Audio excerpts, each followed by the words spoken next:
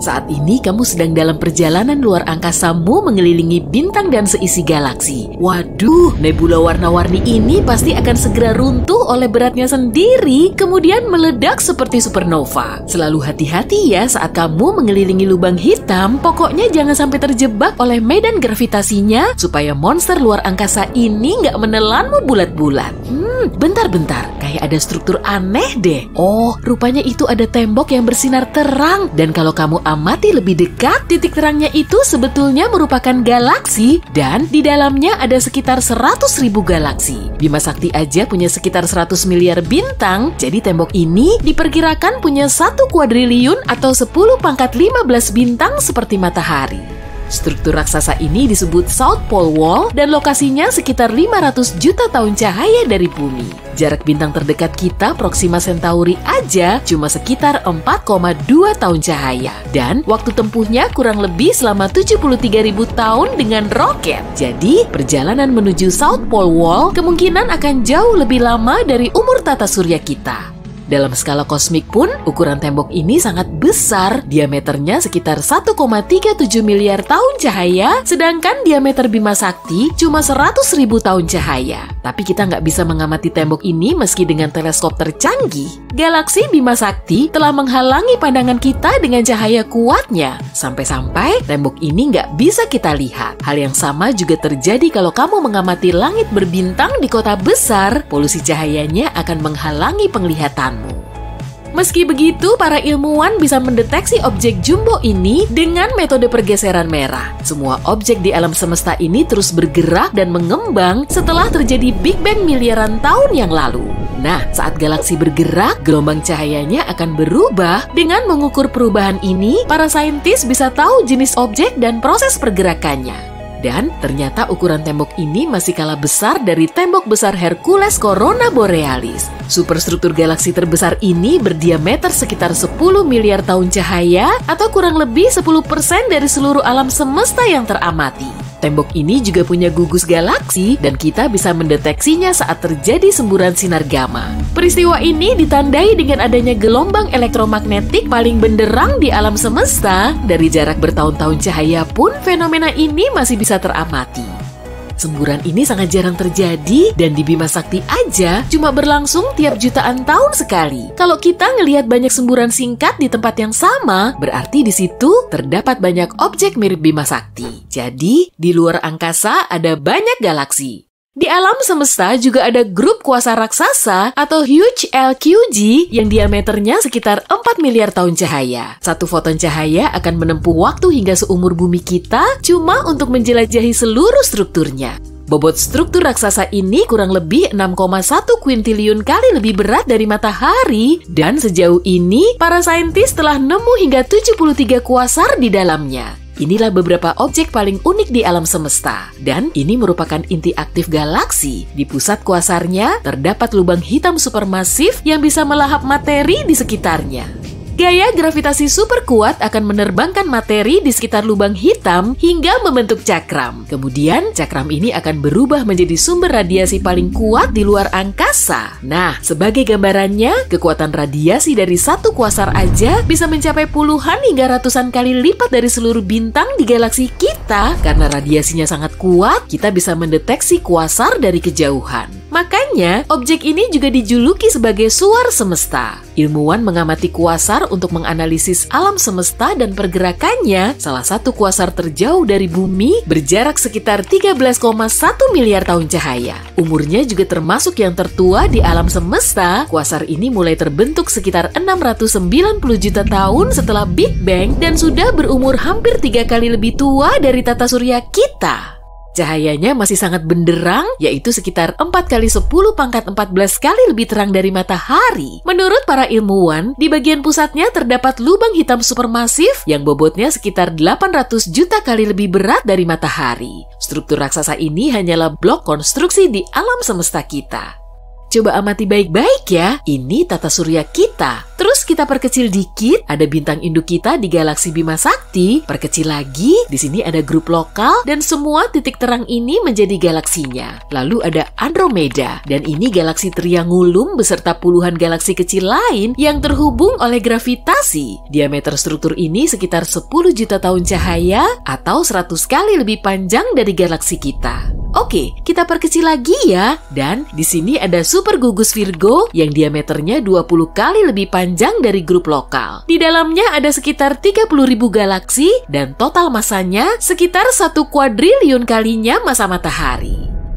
Kita perkecil lagi yuk. Di sini ada super gugus Laniakea yang ukurannya 3 kali lebih besar. Di situ juga ada super gugus Virgo dan sejumlah gugus kecil lain. Jumlahnya kurang lebih 100.000 galaksi dan ini masih belum selesai loh. Jadi kita perlu memperkecil lagi gambar ini. Di sini ada kompleks super gugus Pisces Cetus yang menaungi sekitar 60 gugus galaksi. Jadi jumlah galaksi di dalamnya lebih banyak dari butiran pasir di gurun luas. Selanjutnya ngapain lagi nih? Perkecil lagi dong. Nah, inilah alam semesta kita yang teramati. Di sini ada lebih dari 500 miliar galaksi dan sekitar 1 sekstiliun bintang. Alam semesta yang teramati juga punya struktur sendiri. Bentuk gugus galaksi menyerupai rantai dan tembok kayak struktur tadi. Tapi untaian ini terpisah oleh area kekosongan absolut bernama void. Dan di sini nggak ada materi sama sekali. Jumlah molekulnya juga lebih sedikit daripada di ruang kosong.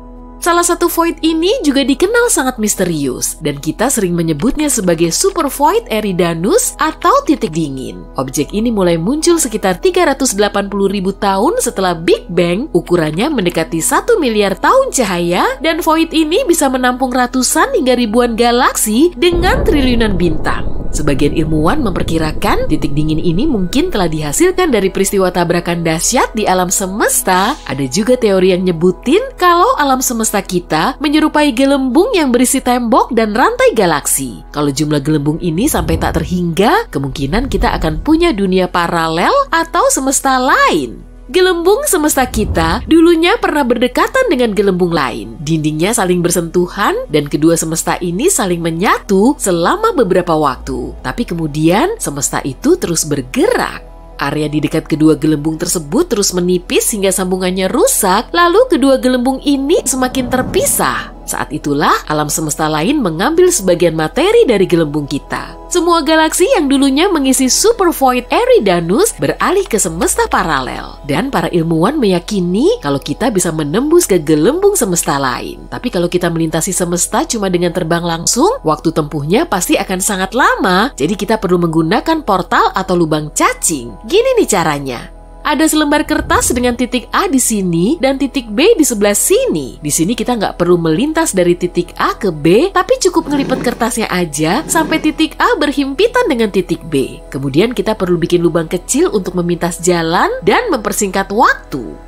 Sebagian saintis juga meyakini jalan pintas ke alam semesta lain berada di lubang hitam. Tapi gimana cara kita bertahan di lubang hitam setelah jatuh ke dalamnya ya? Nah, kita perlu milih lubang hitam yang cukup besar. Jadi intinya, gravitasi memiliki peranan penting. Kalau kamu jatuh di lubang hitam, efek gravitasinya akan semakin terasa saat jarakmu cukup dekat. Semakin mepet akan semakin kuat, kemudian gaya gravitasi yang mengenai kepalamu akan jauh lebih kuat dari gravitasi di kakimu, hingga akhirnya tubuhmu akan memanjang seperti spaghetti. Tapi kalau kamu jatuh di lubang hitam supermasif seperti yang ada di pusat galaksi, gaya gravitasinya akan naik secara perlahan. Masanya bisa jutaan kali lebih berat dari matahari atau bahkan lebih.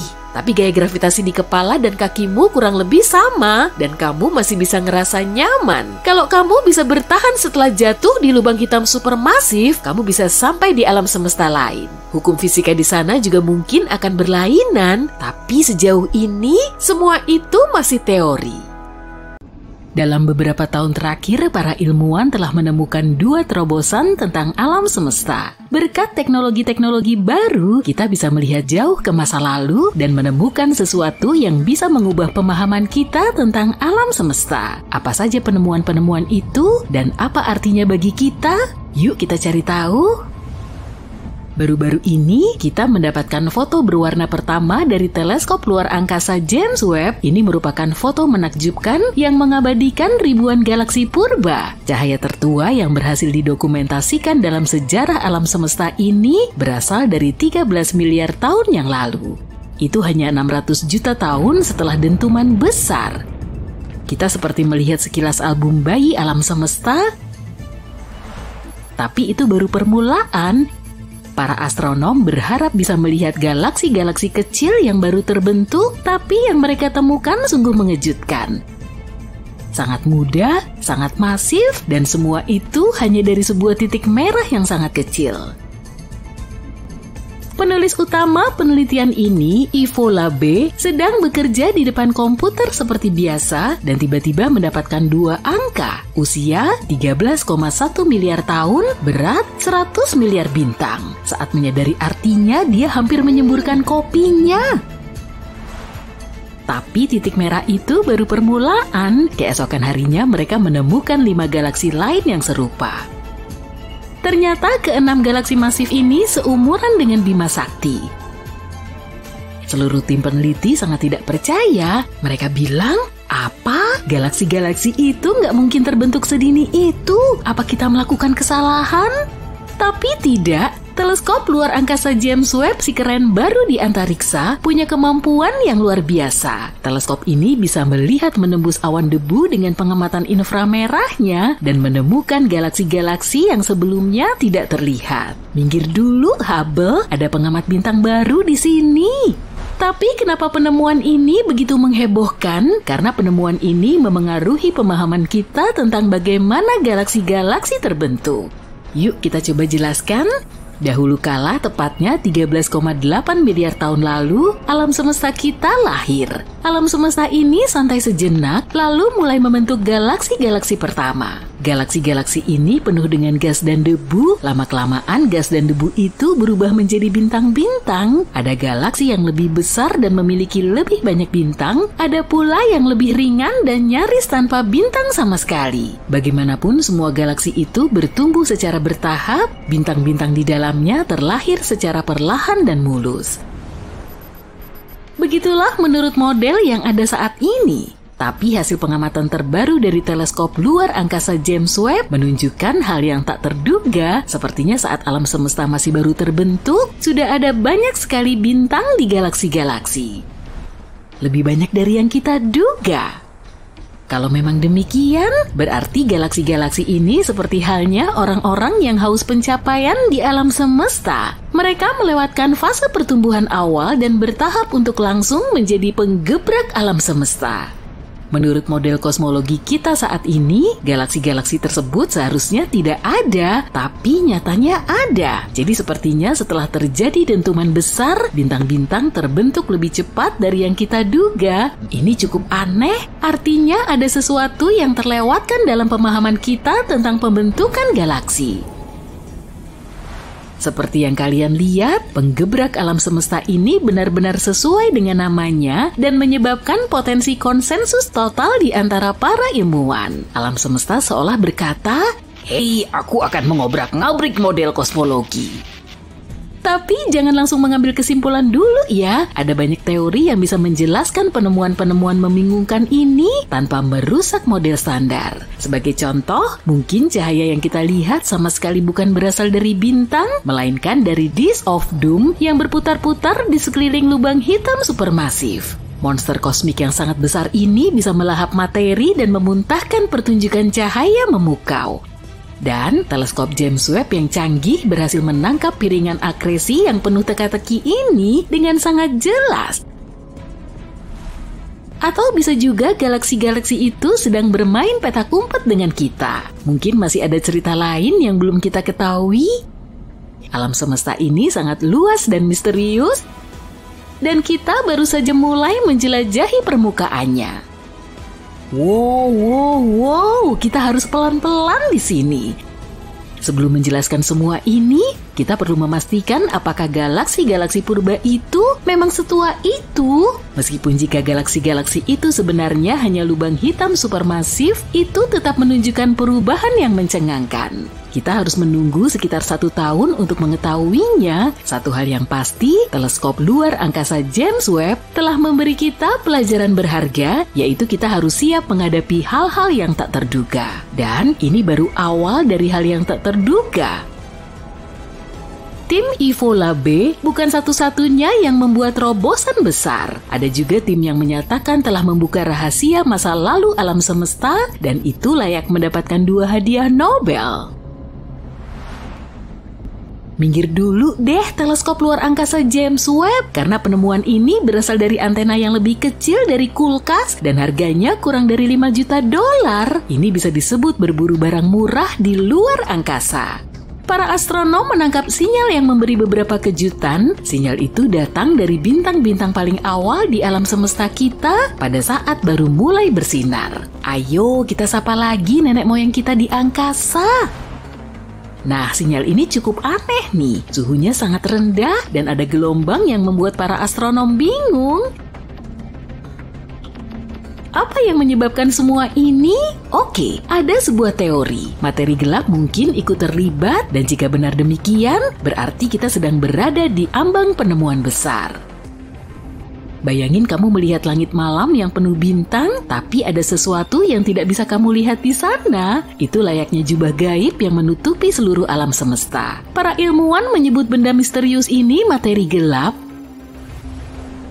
Materi gelap layaknya hantu di dunia kita karena tidak memancarkan, menyerap maupun memantulkan cahaya. Kita tidak bisa melihatnya dengan teleskop ataupun mata telanjang, itulah sebabnya disebut materi gelap. Tapi kalau tidak bisa dideteksi dengan cara apapun, bagaimana kita bisa tahu itu ada? Tentu dari tarikan gravitasinya.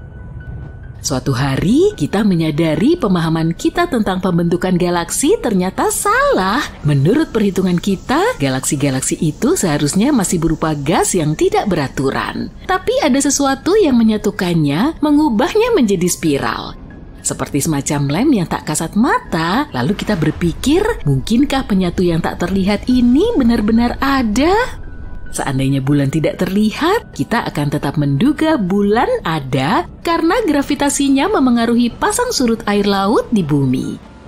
Demikian pula dengan materi gelap, gravitasinya memengaruhi pergerakan galaksi serta benda-benda kosmik lainnya. Bahkan, materi gelap menyusun sebagian besar alam semesta, yakni sekitar 27%-nya. Selain itu, materi normal yang bisa kita lihat seperti bintang, planet, dan galaksi hanya membentuk sekitar 5% alam semesta. Bima Sakti adalah salah satu misteri terbesar yang ada. Sulit memperhitungkan seberapa besar galaksi kita sebenarnya. Dan salah satu alasan utamanya adalah karena kita hidup di dalamnya. Anggap aja kamu berjalan-jalan mengitari mall. Kamu tahu mall itu besar, tapi kamu nggak bisa memastikannya sebelum melihatnya dari atas. Bima Sakti terdiri dari miliaran bintang yang kelihatan mirip serangkaian lampu dari kejauhan. Jadi, kamu cuma perlu mengukur jarak antara bintang-bintang ini dan tara, jawabannya pun ketemu. Tunggu dulu. Aku lupa soal awan debu yang menghalangi penglihatanmu. Sejumlah ilmuwan yang agak keras kepala mencoba membuat model proses terbentuknya dan evolusi galaksi kita menggunakan komputer. Ada semacam lingkaran di luar galaksi kita. Jadi, para ilmuwan ingin melihat apakah Bima Sakti punya batas ujung. Mereka menemukan bahwa Bima Sakti membentang selebar 100.000 tahun cahaya dari pusatnya. Kemungkinan artinya lebar seluruh galaksi kita sekitar 200.000 tahun cahaya. Masalah estimasi ini adalah lingkaran ini cenderung tidak punya batas ujung karena cahayanya memudar. Agak mirip waktu kamu nyalain senter dan mencoba melihat di mana ujung cahayanya berakhir. Pada tahun 2013, teleskop luar angkasa Hubble menangkap gambar sesuatu yang jaraknya 25 juta tahun cahaya. Ternyata itu adalah galaksi spiral yang kemudian dinamai ESO 3738 dengan setidaknya 7 galaksi lain di sekitarnya. Dan galaksi ini setipis pancake bercahaya lebih tepatnya. Teleskop ini juga memotret galaksi lain yang jaraknya 65 juta tahun cahaya. Galaksi ini disebut IC335. Pancake silau yang satu ini juga mengambang di luasnya luar angkasa. Gambar yang diambil teleskop ini nggak begitu akurat. Agak sulit menjelaskan apa yang sebenarnya kita lihat. Galaksi berbentuk pipi ini punya banyak awan debu yang dapat membentang hingga ratusan tahun cahaya. Posisinya lebih banyak di dekat pusat galaksi dan tidak terlihat dalam cahaya biasa, tapi dapat dideteksi dengan bantuan filter biru. Galaksi IC335 ini berbentuk cakram oval dengan awan gas dan debu besar. Artinya, bintang-bintang terus muncul di sana. Tapi tidak semua galaksi membentuk bintang. Galaksi dilahirkan dalam bentuk bola gas raksasa yang perlahan berputar dan lama-kelamaan runtuh ke dalam dirinya sendiri. Saat mulai berputar lebih cepat, wujud pancake ini pun terbentuk. Oh, sirupnya mana ya? Prosesnya mirip adonan pizza yang awalnya berbentuk bola, lalu diputar-putar di udara. Toppingnya adalah bintang, dan sausnya adalah awan debu dan gas. Kamu jadi lapar juga nggak? Beberapa galaksi bisa kehilangan gas dan debunya kalau menjadi bagian dari gugus galaksi. Kemudian, semua galaksi mini ini mengorbit satu pusat massa umum dengan dipisahkan oleh gas. Saat galaksi cakram ini melintasinya, mirip kereta yang ngebut. Tekanannya akan meniup debu dan gas ini. Dari jauh, kamu kayak ngelihat DVD yang akan kamu putar. Tapi, kalau mendekat jutaan tahun cahaya agar pemandangannya lebih jelas, kamu akan melihat cakram redup yang dipenuhi banyak bintang. Kamu bahkan takkan tahu apakah kamu ada di dalamnya atau enggak. Kamu juga akan melihat gumpalan debu yang ditinggalkan oleh raksasa merah di tengah galaksi. Raksasa merah adalah bintang besar yang sangat cerah dengan suhu permukaan rendah. Tapi, gambar-gambar galaksi ini sebenarnya tidak menunjukkan warna aslinya. Kamera membentuk warna-warna ini agar kamu tidak perlu melihat gambar yang kabur atau kasar. Orang-orang sebenarnya tidak tahu warna asli galaksi di kejauhan. Galaksi kita punya banyak gas di dalamnya, kayak aku. Jadi, galaksi rumah kita tak akan mengering dalam waktu dekat. Bahkan, Bima Sakti masih menghasilkan bintang-bintang baru, sekitar 7 dalam setahun. Tapi beberapa galaksi meredup saat tidak bisa lagi membuat bintang. Kita menyebutnya strangulation, dan ini terjadi saat galaksi kehabisan gasnya. Artinya, tidak ada lagi materi baru yang bisa digunakan untuk membuat bintang. Bukan cuma gas dan debu yang bisa kamu temukan di galaksi. Sama seperti pesulap yang menarik kelinci, bunga, dan objek lainnya dari topi ajaib, galaksi juga punya kejutan lain. Misalnya planet, yaitu bola-bola materi yang berputar di porosnya sendiri dan mengitari objek lain. Tapi secara teknis, planet juga tidak bulat sempurna, tapi tidak rata juga seperti galaksi spiral. Semua karena gravitasi. Kekuatannya yang sangat kuat membuat planet menarik segalanya ke tengahnya, sehingga membentuk seperti bola. Dalam prosesnya, semua tepi dan apapun yang agak mencuat keluar lama-lama terkikis. Tapi makin kecil suatu objek luar angkasa, bentuknya makin tidak bulat. Komet misalnya, permukaannya tidak selalu halus. Bentuknya kecil, jadi ujung-ujungnya kasar dan runcing. Kalau melihat ukuran bumi, bisa dikatakan gravitasi di sini jauh lebih kuat dibandingkan dengan bulan atau objek luar angkasa berukuran kecil lainnya. Dan berkat rotasi konstannya, bumi punya tonjolan luar. Perang tarik tambang antara gravitasi yang menarik ke dalam dan putaran planet kita tidak memungkinkan bumi menjadi bulat sempurna. Di samping tidak berbentuk bola sempurna, planet kita juga miring. Desain unik ini menyebabkan perubahan musim di bumi. Kemiringan ini bisa terjadi karena jutaan tahun setelah terbentuk, bumi mungkin bertabrakan dengan protoplanet, objek luar angkasa besar yang tengah berkembang menjadi planet. Venus juga unik karena berputar melawan arah dibandingkan planet lainnya. Kalau kamu mampir ke Venus, planet terpanas di tata surya, kamu akan melihat matahari terbit dari barat dan terbenam di timur. Tapi, kamu harus datang tepat waktu untuk melihat fenomena ini. Sehari di Venus berlangsung selama lebih dari 240 hari di bumi. Selama ini, para ilmuwan meyakini bahwa tarikan matahari yang kuat terhadap Venus menyebabkan hari yang sangat panjang itu. Tapi teori baru mengklaim bahwa Venus pernah berputar seperti bumi dan planet lainnya. Tapi pada satu titik, sumbunya berputar 180 derajat. Bukan berarti Venus tiba-tiba berhenti berputar dan mulai bergerak mundur. Satu teori berpendapat bahwa komet atau objek besar lainnya pernah menabrak planet ini di masa lalu. Tabrakan ini mungkin menyebabkan arah rotasinya berubah, tapi banyak ilmuwan meragukan teori ini. Kalau kamu sering memandangi bulan, kamu mungkin memperhatikan bahwa wajah yang sama selalu menatapmu balik setiap malam. Faktanya, bulan memang berputar, tapi sangat lambat. Satelit alami planet kita ini butuh 27 hari bumi untuk berputar pada porosnya. Selain itu, bulan berputar pada kecepatan yang sama dengan putarannya terhadap bumi. Sisi yang selalu kita lihat disebut sisi dekat bulan, dan sisi yang tidak menghadap kita, yap, tebakanmu benar, adalah sisi jauh bulan, atau nama kerennya sisi gelap bulan. Sumbu rotasi Uranus miring 98 derajat terhadap bidang tata surya, atau lebih sederhananya, planet ini berputar pada sisinya. Para ilmuwan pernah meyakini bahwa benda besar yang melesat di luar angkasa pernah menabrak Uranus, jadinya miring begini. Tapi ada satu kejanggalan. Bulan Uranus ditutupi es. Tabrakan super kuat yang bisa membuat planet ini miring akan mengakibatkan gangguan gerakan dan posisi bulan Uranus. Tapi semua tampak relatif tidak tersentuh, dan semua es yang menutupinya masih utuh. Padahal, setiap perubahan besar yang terjadi pada Uranus akan menghasilkan energi yang cukup untuk melelehkan es di sana. Alasan lain kenapa posisi Uranus agak aneh, mungkin karena cincinnya. Yap, Uranus punya cincin seperti Saturnus, cuma lebih tipis dan lebih redup.